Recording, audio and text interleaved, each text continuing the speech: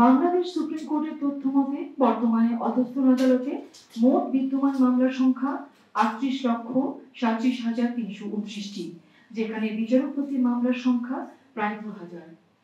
বাংলাদেশের বিচার ব্যবস্থায় ব্রিটিশ আমলে রচিত আইনের বিধানে যেমন চলছে প্রাতিষ্ঠানিক আদালত ব্যবস্থা, পাশাপাশি সময়ে সময়ে নন জুডিশিয়াল ব্যক্তি বিশেষ নিয়োগ প্রণয়ন হয়েছে আইন, যেমন গ্রাম আদালত, পৌর মীমাংসা বোর্ড, চলছে বিভিন্ন অপ্রাতিষ্ঠানিক বিচার ব্যবস্থা।